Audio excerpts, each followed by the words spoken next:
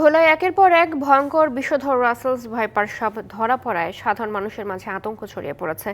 এতদিন এই সাপের বিচরণ ক্ষেত খামার আর চরাঞ্চলে থাকলেও এখন তার লোকালয়ে প্রবেশ করায় আতঙ্কে স্থানীয়রা। এদিকে আতঙ্কিত না হয়ে সবাইকে সতর্ক থাকার পরামর্শ সিভিল সার্জন ও প্রাণী বিশেষজ্ঞদের। নিকট অতীতে ভোলা জেলায় বিষধর রাসেলস ভাইপার সাপের প্রথম দেখা মেলে 2018 সালে। ইলিশা ইউনিয়নের একটি দোকানে সাপ দেখতে পেয়ে বিষহীন ভেবে তা বস্তাবন্দি করে স্থানীয়রা। পরে জানা যায় সেটি ছিল বিষধর রাসেলস ভাইপার। এরপর থেকে জেলায় দুই একটি জায়গায় দেখা মিললে বন বিভাগ সেই সাপ উদ্ধার করে লোকালয় থেকে নিরাপদ দূরত্বে গহীন বনে অবমুক্ত করত। তবে সম্প্রতি জেলার বেশ কয়েকটি এলাকায় ব্যাপকভাবে দেখা মিলছে বিষধর এই সাপের। খেলার মাঠ, বাড়ির উঠান, ঘরের ভেতর বা বাথরুমেও দেখা মিলছে রাসেলস ভাইপারের। এতদিন জঙ্গল, ক্ষেতখামারে দেখা মিললেও হঠাৎ করে এই সাপের দেখা লোকালয়ে বেড়ে যাওয়ায় বাসিন্দাদের মধ্যে দেখা দিয়েছে আতঙ্ক।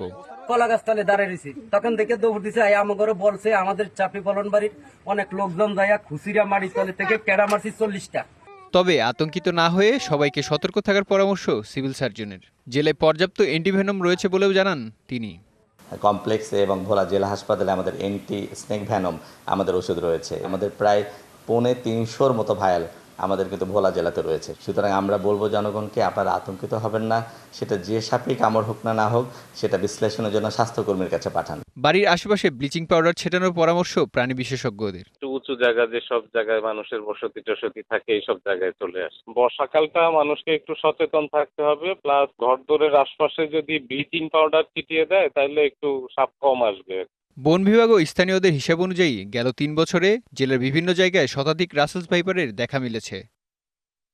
DBC news desk.